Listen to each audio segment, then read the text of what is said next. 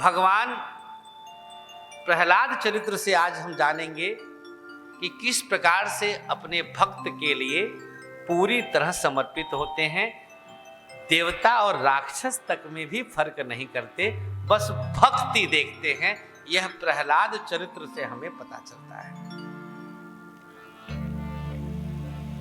हिरण्यकश्यपु अति तपस्या करके भगवान से वरदान प्राप्त कर लेता है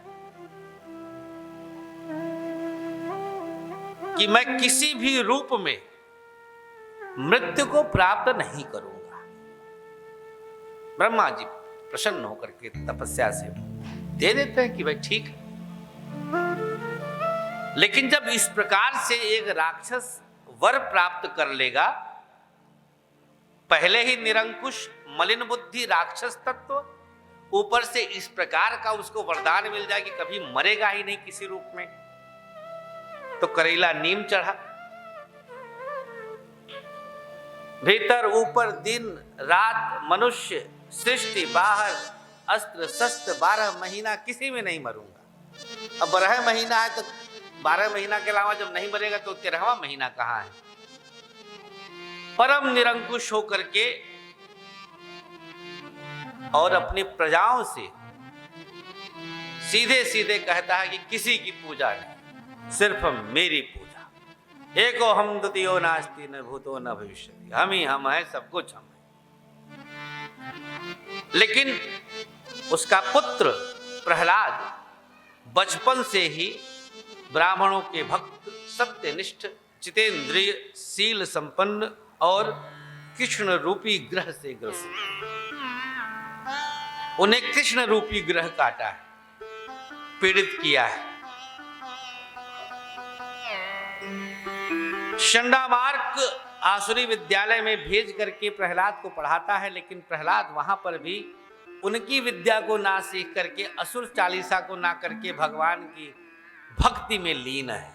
कुछ भी उनके गुरु सिखाते थे, प्रहलाद को कुछ समझ में ना आवे सिवाय इसके कि हमें भगवान की भक्ति में ही लीन रहना है, पूरी तरह से भगवान में ही रम जाना है। एक दिन हिरण्यकश्यपु आकर के प्रहलाद को, जो अति प्रिय रहे हैं, गोद में बिठा करके शिक्षा के विषय में पूछते हैं। प्रहलाद भगवान के विषय में बताने लगते हैं, जिससे हिरण्यकश्यप को बेहद कष्ट मिलता है और दुखी हो जाता है। हिरण्यकश्यप अध्यापकों से, विश्वविद्यालय के आचार्यों से डांट कर कहता है कि तुमने बच्चे को यही सिखाया है। अब वो डर जाते हैं, कहते हैं कि नहीं नाथ, नारायण हमने सिखाया तो वैसा नहीं था, लेकिन अब ये नहीं पल्ले पड़ रहा तो क्या करे भाई। बच्चे कुछ अपने संस्कार लेकर के भी तो आते हैं, चाहे विद्यार्थी जीवन हो चाहे जो जीवन हो। इसी प्रकार से प्रहलाद के भी जीवन में ऐसे ही संस्कार रहे हैं, पूर्व जन्म के प्रारब्ध के आधार पर प्राप्त, जो कि भगवान के हरि चरणों से उनके मस्तिष्क से कुछ निकलता ही नहीं। पूरी तरह से केवल भगवान का हरि चिंतन, हर क्षण भगवान के ध्यान में रहना। और ऐसी स्थिति में हिरण्यकश्यपु कुछ नहीं सूझा तो हत्या का आदेश पारित कर देता है। कि इसकी भक्ति तभी जाएगी जब इसका प्राणांत हो जाएगा, इसके प्राणों को ही हम समाप्त कर देंगे। प्रहलाद के अंदर सब प्रकार की नवधा भक्ति थी, कोई भक्ति ऐसी नहीं थी जो प्रहलाद के अंदर न हो। हिरण्यकश्यप को लगा कि कोई गुरु सिखा रहा है, लेकिन बहुत जल्द उनको एहसास हुआ कि यह प्रहलाद को तो जन्मजात ही आया है, यह कोई रोग ही इसको है, जो भगवान की भक्ति के आगे इसके मस्तिष्क में कुछ आता ही नहीं है, इसको बीमारी समझता है वो राक्षस। प्रहलाद का जीवन जो पूरी तरह भक्ति में ही समर्पित था, भगवान के अलावा उनके दिमाग में कुछ भी नहीं था, वो अपने पिता को भी समझाने लगते। पुत्र जब सदपुत्र होता है तो पिता को ज्ञान अवश्य देता है।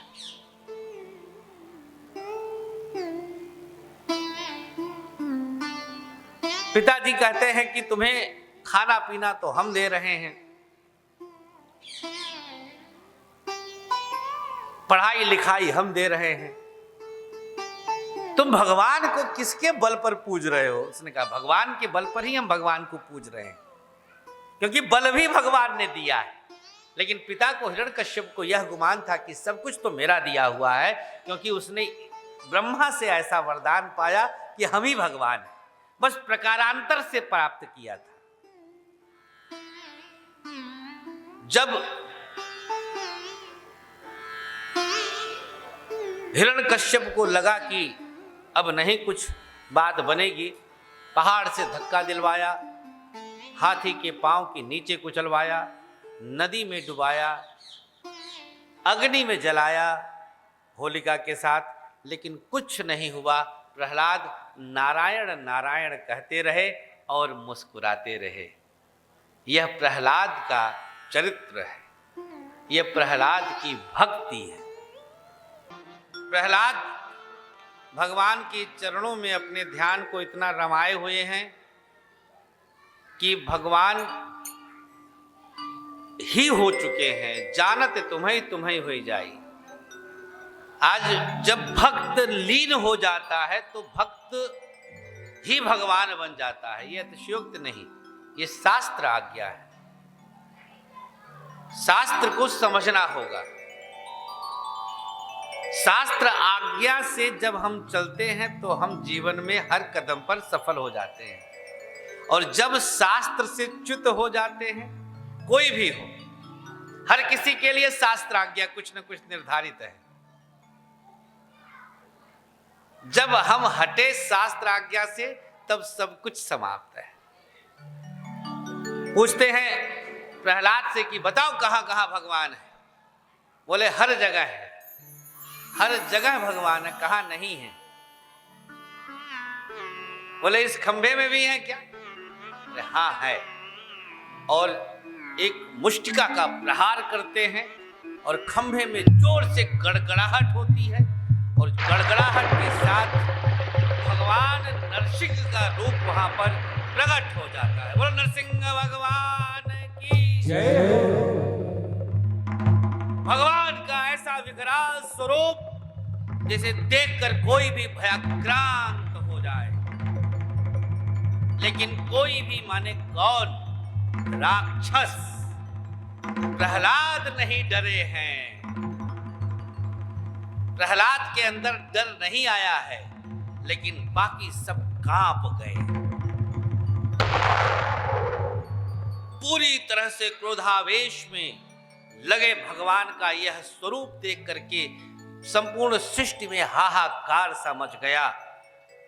भगवान सबको वहां पर तहस नहस करते हुए गर्दन पकड़ करके हिरण्यकश्यप को ले जाते हैं, घसीट करके, और अपने जंघा पर बिठाल करके दरवाजे पर बैठ जाते हैं।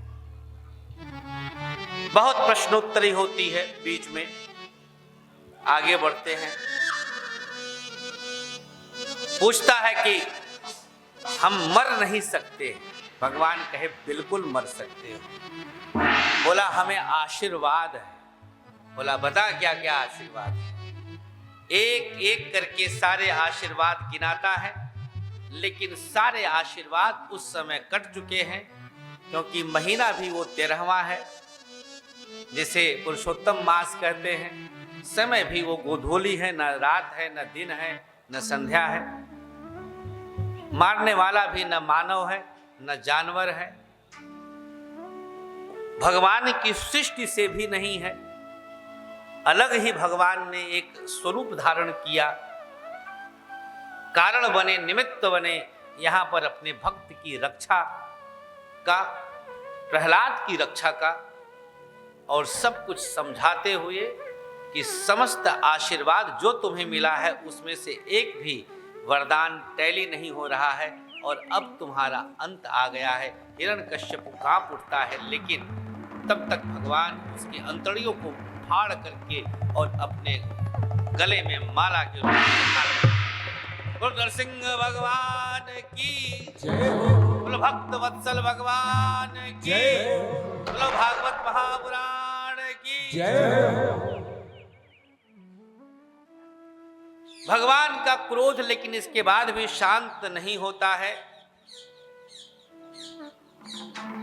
सारे देवी देवता प्रार्थना कर करके थक जाते हैं, भयभीत होते हैं। माता लक्ष्मी से निवेदन किया जाता है, माता लक्ष्मी भी आती हैं, लेकिन माता लक्ष्मी के भी सामने कोई नहीं चली। फिर जाकर के भक्त प्रहलाद से निवेदन होता है, और प्रहलाद जब चरणों में जाकर लेट जाते हैं तब भगवान उन्हें अपनी गोद में लेते हैं। श्रीमद् भागवत जी में आता है कि भगवान उस प्रकार से प्रहलाद को प्रेम करते हैं जैसे एक गैया अपने नवजात शिशु को करती है, चाट चाट करके। भगवान का ये स्वरूप सिर्फ महसूस किया जा सकता है। भगवान अपनी जिह्वा से उनको चाट करके प्यार करते हैं, और प्यार कर करके भगवान उनसे निवेदन करते हैं कि भक्त हमें माफ कर देना। भगवान माफी मांग रहे हैं। सुनिए, भगवान जब आता है तो कुछ न कुछ दे के जाता है। कहे अब तो हम बिना दिए कहां जाएंगे। अब प्रहलाद क्या मांगेंगे, आप लोग खुद सोचिए। जो भक्ति में डूबा हो उसको क्या चाहिए। जिद किया भगवान ने तो कहे कि नाथ अगर देना है तो हमारे पिता को तार दीजिए। हा सोचिए, सोचिए, विचार करिए, क्या मांग रहे हैं। हवाई जहाज नहीं मांगे, बहुत सुंदर मेहरारू नहीं मांगे। भक्त मांग रहा है तो भक्त ऐसा ही मांगता है, और भक्त के साथ साथ सुपुत्र भी है। ये प्रश्न, ये यहां पर ये विचार करिएगा, सुपुत्र हैं प्रहलाद जी। भक्तों के दास हैं भगवान। अपने पिता को तारने के लिए प्रार्थना करते हैं कि हमारे पिता को आप अपनी सद्गति वैकुंठ धाम दीजिए, और भगवान बहुत प्रसन्न होते हैं। 40 श्लोकों में वहाँ पर प्रहलाद ने स्तुति किया है भगवान की, बड़ी प्यारी सी स्तुति है। पूरा भागवत स्तुतियों से भरा पड़ा है। भक्त स्तुति ही करता है हर जगह। जहाँ जहाँ भक्त है वहाँ वहाँ भगवान है, जहाँ जहाँ भगवान है वहाँ वहाँ भक्त हैं। और इस प्रकार से परम पद को प्राप्त करते हैं, अपने 21 कुलों को मुक्त करते हैं यथोचित कर्म करके, और इस मनवंतर तक अपने सुख ऐश्वर्य को प्राप्त करके, और अंत में परम पद को प्राप्त करते हैं। भगवान अति प्रसन्न होकर के अपने धाम को जाते हैं।